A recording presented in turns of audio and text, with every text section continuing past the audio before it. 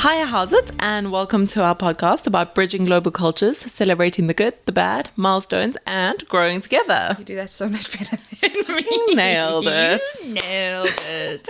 I've been practicing. How many episodes later? Like 20, I don't know. We don't know where we are.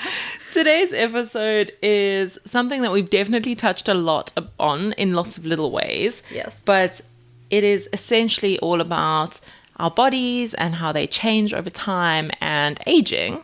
And I would have said it in an episode a couple of weeks ago, I'm sure.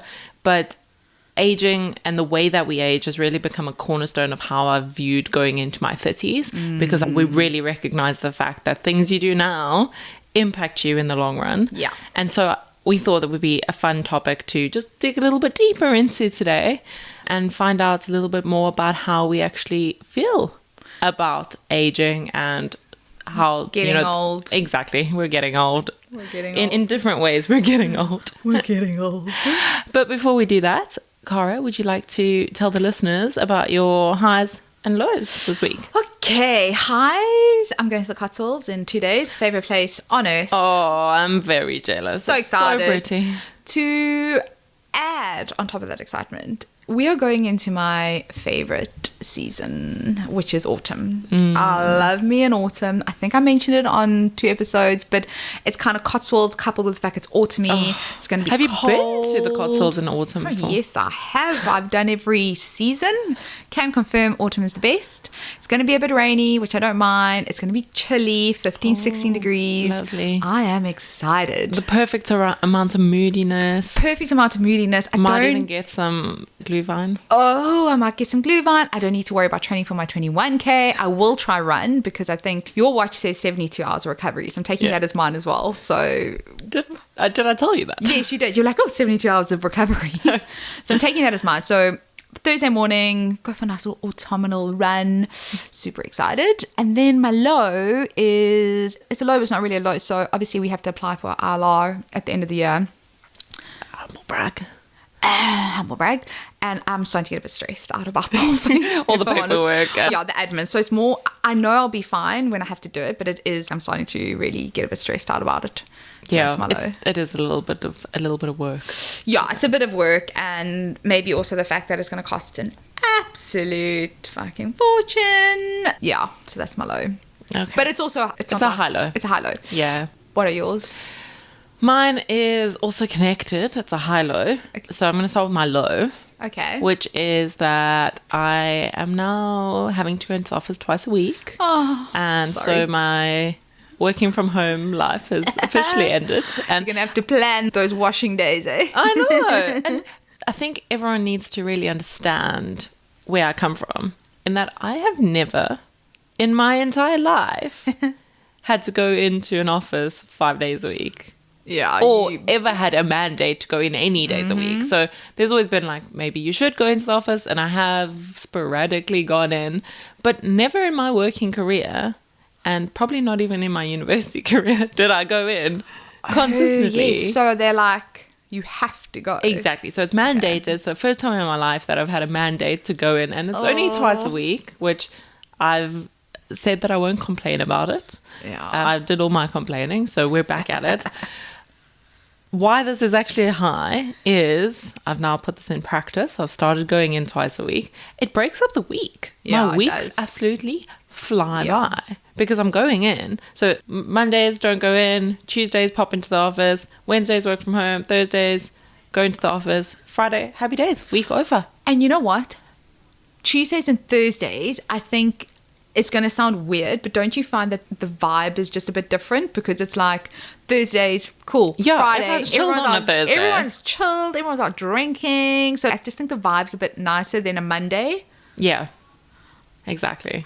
Okay. So, hello. Okay, Yeah. I like that. Anything living rent free? Yes. So, yes. We all know they got engaged. They.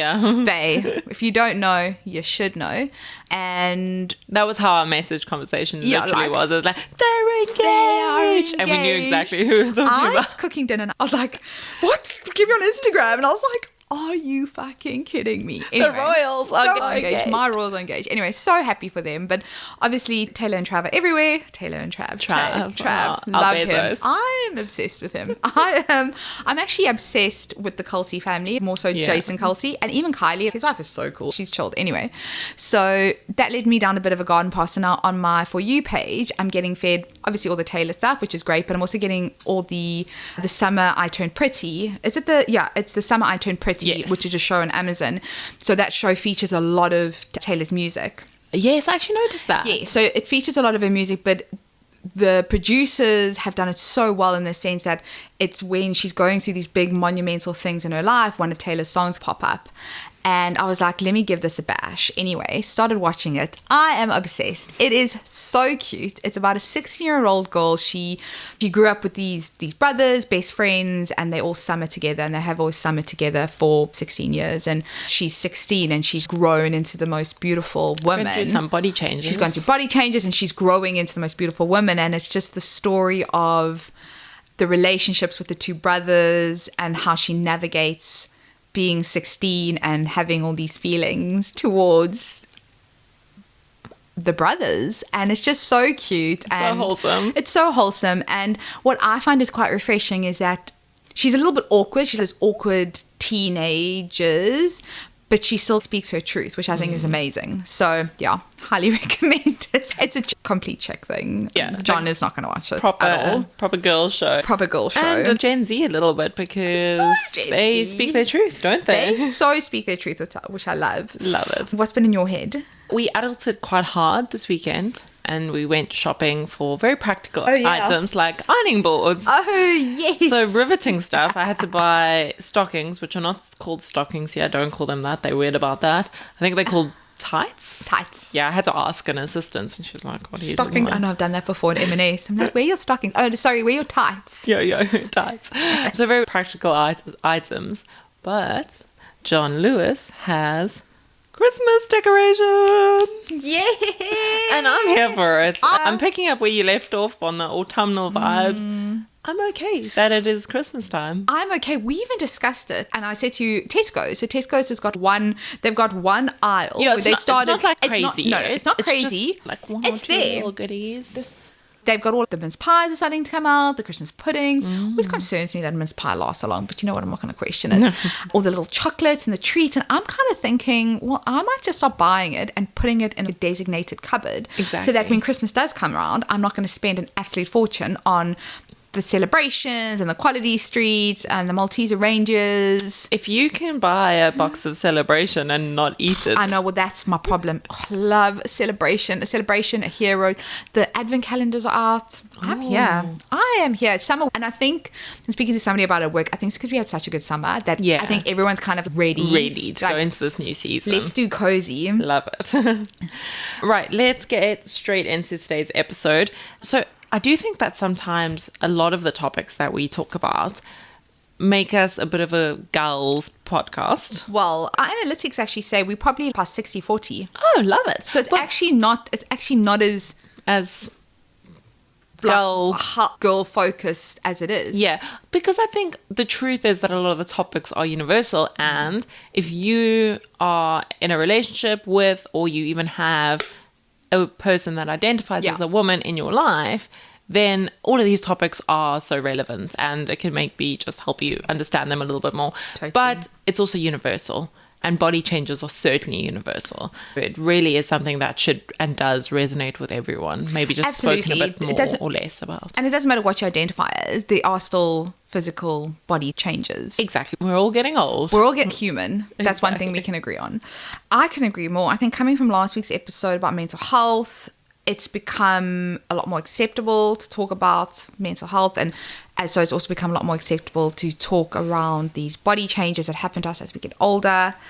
Yes, women, I think naturally, and I do believe it's got a lot to do with how society views women aging. We do definitely speak about it a lot more. Yes. We'll get into it, but I do feel men are celebrated a bit more when they're aging. I think also I very much grew up in an era where my parents and my parents' friends always spoke about aging gracefully. And I think it's like, how does one age gracefully? You can't help the way you're going to age. You're just going to age. So I think we probably speak about it because we probably feel a lot more pressure from outside, and also, comparison, right? You comparing yourself to your friends, and you're comparing yourself to people you see on your screens and people you see in your phones, and.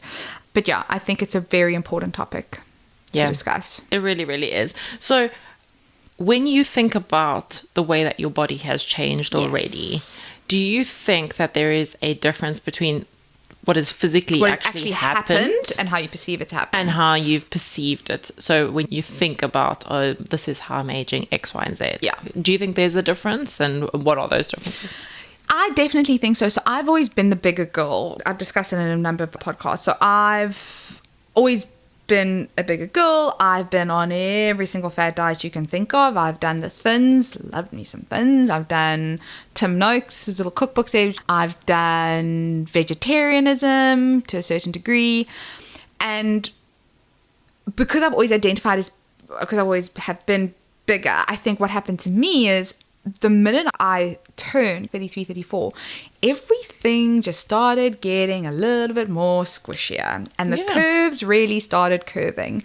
Now, in my mind, I'm obese. I'm literally identifying as obese, but I don't think in reality that's the case. Yes, my clothes have maybe gone up a size, or I'm kind of hovering between two sizes, but I think it's just like, oh, well, I'm just getting older, because that's what I've always been told. It's like, oh, when you get older, it's so difficult to lose weight. You know what I mean? And everything becomes softer. Everything becomes softer. Everything becomes a little bit more squishier. On the flip side to that is the grey hair. Grey hair. I literally don't have grey hair. You go, girl. So I've always been told that, oh, I'm going to get grey, and it's going to be, when you get your first grey, the minute you turn 30, you're going to get that first grey hair. And it's like, well, no, I don't have grey hair. Yeah. I think also something that has been quite a welcome thing about, because I think sometimes aging is seen as being negative. Getting old is a gift. I've always said that. On the positive side is that I don't get breakouts anymore. I literally do not get breakouts.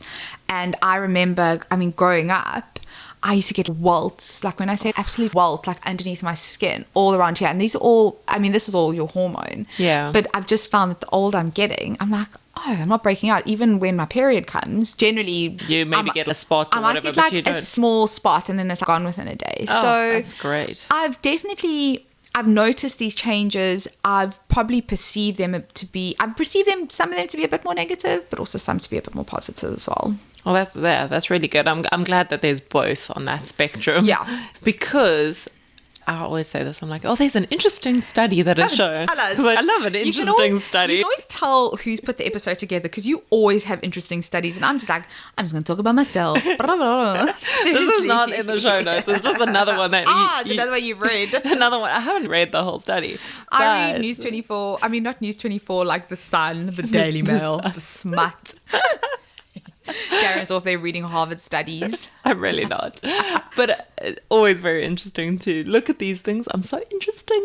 Yeah. No, it's basically about how we perceive the way that we age. Okay. And I don't know the exact number, but it's something ridiculous like if you've got a positive view on aging, you can add another 5 to 7 years to your life. What? And it's literally the difference between when you get up from sitting and you go, oh yeah, and it's like, I just get up, and literally it adds years to your life. That is so interesting. And see, it is interesting. That is interesting, but also because I've experienced being around people the same age, and the one person will say I can't do that, and the other one's yes I can. Exactly. And they can both physically do it, but so it's almost it's a mental thing. So do you think there's a connection between aging and your mind?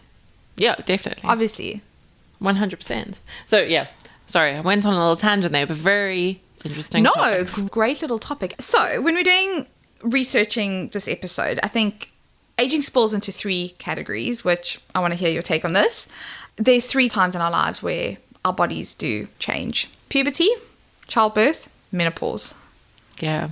Very woman-centric, isn't it? Very woman-centric. What about the dudes? What about the guys? It's really interesting because it's half the population, 60% of the time, are just excluded from the things that we consider as body changes in our life.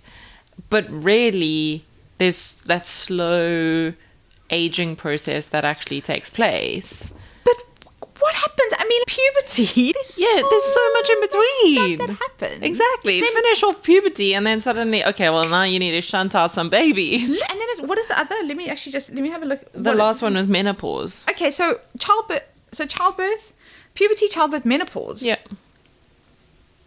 Perimenopause. What about perimenopause? Do you know that I'm in the age now where that's gonna start happening to me? But because there's not a lot of research around it, I don't know the signs to look for. Yeah. And how many times have we had conversations with friends of ours that are my age, that we're all starting to go through this change in our body? We're getting closer to the 40 mark, and it's like, where do we turn to? What do we do? Exactly. And then it's the question, do you think this might be perimenopause? Yeah. What does perimenopause even mean? And then you go back, and even once I read about it, I don't fully understand it. I don't understand it. Doctors don't understand it. The amount of stories I'm hearing coming out from people in my age group that are experiencing issues in their uterus or experiencing bodily changes, and they're going to doctors, and perimenopause is not even coming up in the conversation. It's so and interesting. Like, and they're of the age where it could be a consideration. It could be, 100%.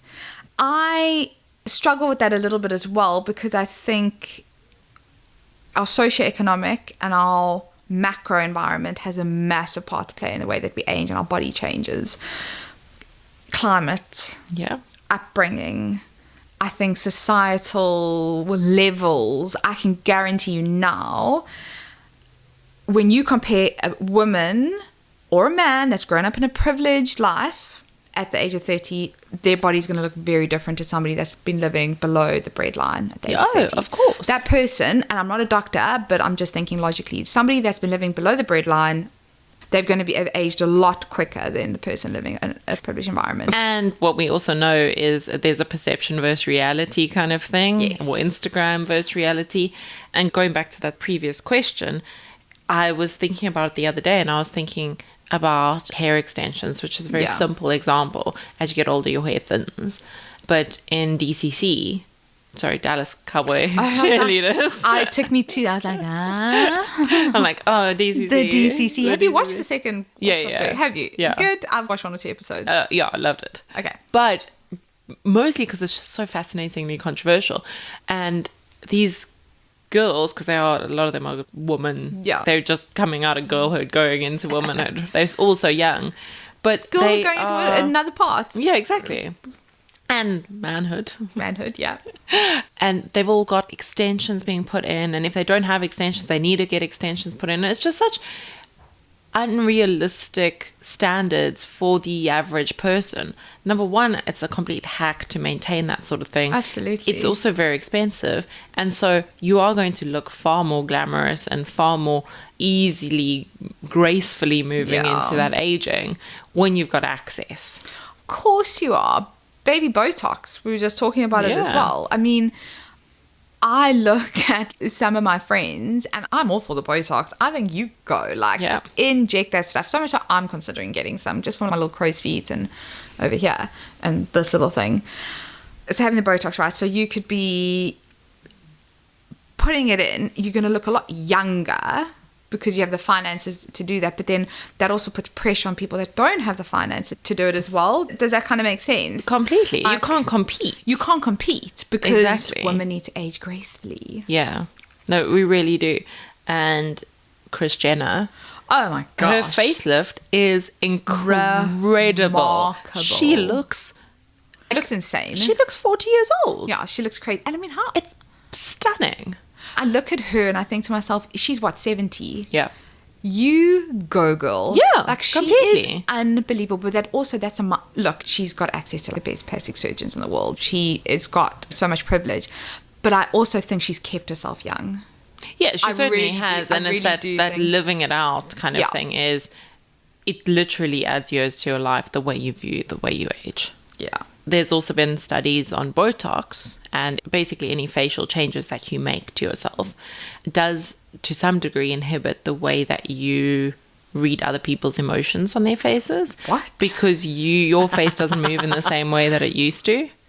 And so there has been an indication that you may not be able to recognize people's emotions and stuff as readily or as well as people that haven't had cosmetic That is changes. wild. So just a tidbit over there. All the tidbits that run through my Yes, brain. you got a lot of tidbits. Okay, so what change has surprised you the most that you feel doesn't get spoken about enough? So I think I'm going to split these into almost two parts, because there's the one which is the change that has surprised me the most, and it really shouldn't have. But you were talking about that softening as a woman. And I think I also maybe expected it. I didn't expect it given that I haven't had a child. So I didn't expect Yes, the that's so childbirth true. aspect. That's so Your true. body changes. Yeah. Your hips widen and your thighs do get softer. And even if I'm far healthier than I was when I was 20 years old, Absolutely. and far fitter than I was when I was Yeah. 20 years old, my body's not the same anymore. No. And that's not a bad thing. No, but it's not a bad thing. But I think sometimes you perceive it to be a bad thing. Because you Exactly. are getting older. Because then you also think, we've always been told, right, that the 20s are the prime of your life. Fuck that. 40s are the prime of your life. I think late 30s going into 40s, prime of your life. And even Just keeps 50s. getting better. It just keeps on. But that's not something we were told. We've never Exactly. been told that it keeps on getting better. We've always been told that it's going to get worse. You're 20. Yes. You know what I mean? We've always It's been downhill told. from here. It's I mean, downhill from here. The amount of comments I got when I turned 30 of it's downhill from here. Oh I'm my like, actually, I gosh. think I'm just like, life's just getting better here. Totally. It keeps getting better. I think I was probably one of those, but I would have probably said the hangovers get worse. Yeah. I mean, definitely did say the hangovers, do. and that is true. But it's not downhill. I think it's only uphill from 30. Exactly. Yeah, I completely agree with you. But I think that's the thing. You actually need to embrace the curves, embrace Yeah. them. You do. You feel a bit more, I don't know, I've found myself becoming a bit more feminine. I was not feminine growing up. I've never been a very feminine person or woman. But I'm like, okay, you know what? We got a bit more curves. Let's embrace Those. Let's the curves. Clothe ourselves Let's in ways clothe that- ourselves and show off the curves as opposed to Hiding them away, which is very difficult in this skinny culture that has been cultivated around us. It wasn't so bad a year ago when we were Yes. all embracing our curves, but I think now it's really difficult because everyone and their sidekick are on some form of sort of jab. But I think embrace it. And I think something as well is embrace the wrinkles, their laughing lines. Yeah. Embrace them. They tell stories, right? They tell stories, exactly. But once again, going back to Kris Jenner, let's do the facelift so that we look clean and perfectly Perfectly. put together in our 70s. yeah. I think they had a talk at work last week sometimes. We'll link her Instagram link, but at Alex Light. So Alex Light is a body positivity coach. Okay. So interesting. Yeah, she's here in the UK. I guess obviously body positivity had a big role to play, but also how do we as people stop judging people by their age, what they wear, their size, what they look like. And she was actually saying about linking the whole, as women, we shouldn't be getting old. Yeah. We can't get old. We're not allowed to get old. And how she was going through her journey and about perimenopause and aging and about how no doctors had ever picked it up. But yeah, it was just interesting because I was like, she's so right. As women, we're not really allowed to get old. No, yeah. How do you think men approach aging differently to us as females? Well, exactly what you said a little bit earlier is men are celebrated as they age and they're more respected as they age, up to a certain point, that is. Yeah. And so it's so different when women disappear and become invisible in many ways versus, and I mean, the window is quite small for women. I'd say once you reach your beginning in your 30s already, that starts the decline in your visibility. 100%. When really you should be entering your prime from a career perspective and a life Now, perspective it's like and all of now. those things. Exactly.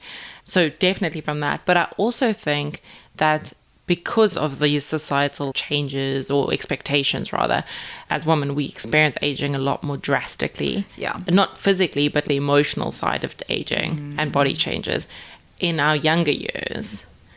Whereas I think, and I'm really just guessing here, but just from what I've seen, then by the time women enter retirement, they're entering into their prime area. Yes, you're so right. Whereas men then age particularly quite drastically. That's crazy, eh? Which is very, and then this is broadly speaking, there's certainly going to be exceptions to these things. We do know of women that have struggled in their older years and women that have thrived and men that have struggled and men that have thrived. But a lot of that has to do with that personal view of how you age. Absolutely. Yeah. I think I completely agree with you. I think men are very much celebrated when they get older. Silver Fox, George Clooney. George Clooney, right? He's Silver Fox. He is the OG. The example the goat of a silver fox. Aging. Leo DiCaprio, dad bod. He is the OG of the dad bod. He made the dad bod cool. Yeah. The older he's gotten. So I think men are celebrated very much where women are not. We do disappear, but what is, like you say, we do come back up when they're retired. I mean, just thinking back to when we ran our trail run, how many women over the age of 70 were doing this, and I was like, they're just going for I'm like inspired. Like, I mean, they were running past us. They were literally running past us, and I was just like, this is unbelievable. Your age should not define you. Yeah. And from both sides as well. And like you said, and I think men, when they get to that 70, that's when it starts getting, because there's a bit of a connotation, men will die because of heart disease, women don't get affected by heart disease, which is completely incorrect. We do get affected, but a man, when he gets to a certain age, will pass away. And if you look at couples, and the man will always pass away first. Well, statistically speaking, men die earlier than women do. Which, but I do think they get a bit of a rough ride. They do. Get older, yeah. And I think it's terrible. Yeah. But then we get the rough ride for most years. of us. Yeah, exactly. I actually wanted to ask you a question. I was just thinking now, do you think living in the UK has changed your perception of aging? Oh, that is a good question. Yeah, it's just kind of one off the top of my head. I think it's... no, so I don't think it has. And I think it's more my personal view on aging is continuously shifting. But specifically that realization for me that you can create, obviously if I don't die of something random between now and then, what I do now impacts me then. Yeah. And that, I mean, studies have shown this, the literal examples over and over again that this is true. Yeah, absolutely. And that is my biggest perception shift personally. Okay. But I don't think so. I think there may be more emphasis on healthy years and aging healthily. Yeah. Because we're all going to age. That longevity aspect, like, okay, if we were living for a damn long time now, how do we live healthily? Yeah, sure. That is more of a concern here than it perhaps is in South Africa. Yeah, I definitely think we're preventing you. We appreciate you're going to age. We want you to age better. We want you to age healthier. So at 40, but that's which I think is amazing. Yeah, it's also, you've got a national healthcare system that it's going to be a huge burden and a cost. Absolutely. So they to them, and I mean they're already completely overburdened anyway. But I think that's why aging is quite. So it's John, when John turned 40, he got a message, come in, we're doing an MOT on you. And getting reminders about that. And when you get to a certain age, you go for certain blood tests and checks. One of our friends' husbands has just got a letter to say, because he's of a certain age, okay, come do this sort of check. So I think my perception of age has changed.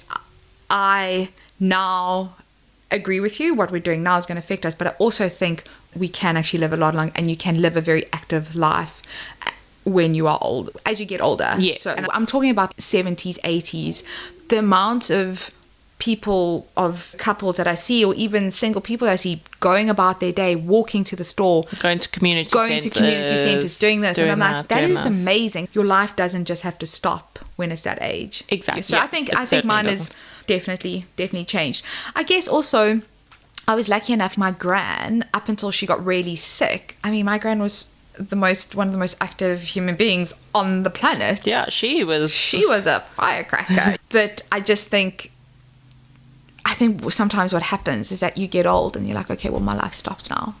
Yeah, it's so much easier said to done because we're sitting here in our younger ages. Prime. What I've seen, I'm like, no, your age shouldn't stop you. Exactly. Which is quite cool. So I don't think I'm scared of. I don't know. I don't feel scared about getting old because I'm like, no, I'm just going to carry on going. Just keep going. Just keep on going, and hope that Alzheimer's and stuff. So another tidbit. Oh, got so many. This little tidbit is that moderate resistance training in your midlife as a woman midlife has exceptional benefits and reduction in your risk of Alzheimer's when you're older. Honestly, it has such a big impact, which are not, you wouldn't associate them with a physical thing necessarily, but actually it really does have that benefit. So that's a big one. So in terms of aging, a recent-ish study, I've been sort of buzzing about this for quite a while now. Okay, tell me. From Stanford Medicine, basically shows that we don't age linearly. Okay. So we don't slowly decline day after day. That's cool. Over time. I like that. The truth is that there are 2 times in your life that you age more rapidly than any others. Okay. So obviously there is that linear decline. Yeah. But when you're about 44 and about 60, there are 2 big changes that happen and you rapidly age. That's crazy. So when you're 44, you have risks associated with cardiovascular disease increase, and you also don't metabolize alcohol as effectively. So you know those hangovers that are getting a lot worse? Yeah, they're going to get worse. They get worse, exactly. Okay. And basically you just become far more sensitive to those sorts of things. And then at around 60, there's shifts in your immune regulation, so think about getting sicker more easily, not be able to fight infections as well, but also your cardiovascular disease risk increases once again. So basically, we don't age in a linear fashion. We're actually aging 2 big chunks at a time with the natural decline over. That's so interesting. That. And bearing that in mind and recognizing that we're approaching the first shift. Some of us closer than others. More not rapidly pointing than fingers. Others. You're 14 years away from it. I'm 6. What is one thing that you have stopped doing? Yeah. And one thing that you've started doing? So those that'll know me, and I mean John, he used to get so annoyed. I can't just chill. Like I'm always doing something. Busybody. Yeah, like a complete busybody. But what I've noticed is if I do actually chill, I can actually recover and I can actually build up energy so that I can go, as opposed to being at 60% constantly. If I actually chill and rest, I can be at 100%, 80% of the time, or 70% of the time. So that's 72-hour recovery. That's 72-hour recovery. So I've definitely started to just chill, just relax and chill. Sleep. Trying to get good quality sleep. The older you get, the less sleep you actually need, but the quality of sleep is so important. Yeah. So really, even if I get 6.5 hours, I try in for 7.5 hours every night. That's a sweet spot, but just getting a really good quality sleep. And I think going back to what you were saying, just trying to be active, just trying to lead a bit more of an active lifestyle. I'm never going to be an iron woman. I'm probably never going to run a marathon, but just trying to be a bit more active, going to the gym and running and walking. And I think the wellness industry, that little wellness thing, just ascribing a bit more to it, doing the things for the guts, doing the stretches, doing nature breathing, aka a walk in nature. Forest bathing. Forest. Oh, sorry. You're gonna go forest bathing. In the Cotswolds. I'm gonna go forest bathing. We were forest bathing yesterday. So I think I've started really just focusing on slowing down. So all the things I'm doing, I'm just slowing down. Yeah, I love that. I think something that I've stopped. I used to overthink this whole aging thing all the time. I used to be quite scared of it. And I think going back to how my perceptions changed, I've actually just stopped and I'm just like, enjoy yourself, enjoy what you're doing, and also enjoy the body changes, embrace the body changes, stop comparing yourself and the way you're aging to your friends and what you see on social media and what you see in the news or whatever, and just kind of enjoy it. And just trying to take a bit of a step back in terms of what I should be doing at my age and how I should be looking and how I should be feeling, and actually just trying to enjoy it for what it is. Yeah. I love that. Does that make sense? Brilliant. Yeah, it does. So from my perspective, I definitely started being consistent about exercising and exercising for that long term. I was actually thinking about the fact that when we were in Brazil, we were at the adults only pool, the Zen pool. Yes. And there was a lifeguard there. And we were chatting about it, and I was actually saying he's far more likely to have to treat a heart attack here than 100%. Somebody drowning 100%. at the Zen pool, which wouldn't be so Zen if something like that happened. No. But because these risks do increase as we get older, and so you need to consider that and think about that. In terms of stop doing is not taking my health for granted. Yeah. When you're younger, I mean, you just Oh my gosh. completely invincible. Yeah. But recognizing that we're not as invincible. No, we're not. We're not. And I think that's actually, I probably agree, don't take it for granted. When you wake up and being able to get out of bed and being able to go for a walk or being able to do some form of physical activity or being able to look in the mirror and be somewhat happy with, you know what I mean? I don't think we should take that for granted. Yeah, no, completely. Something that has been spoken a bit about in the disability community is like the reference to disabled people and not yet disabled people. Because interesting. if you think about it, we are all one step away from being disabled in one 100%. or another. And obviously, naturally, as you age, if you get the blessing to age, you will become disabled in one way or another. That is so interesting. But also there can be a life event that changes that. Yeah, for so, sure. yeah, I think it's a good reminder as well. I think so as well. Okay, so who feels good about getting old? Loving it. I'm very excited. Loving Let's hope we live long enough that we can get old. I agree. Well, some of us longer than, some of us are a lot closer to that. Well, or what's our mission? To live to 100, right? 90. Not 100. No, probably. I mean, 100. think about it. When we're getting, if you think of how far modern medicine has come, can you imagine what the modern medicine is going to be like in 10 years' time? Exactly. 2 years' time, 3 years' time. So there are no excuses, people. We're all living to 100. We're all living to 100. Brilliant. Well, thank you so much Thank for you for listening. We had listening. so much fun recording, and we will see you next week. Follow, subscribe. Bye. Bye.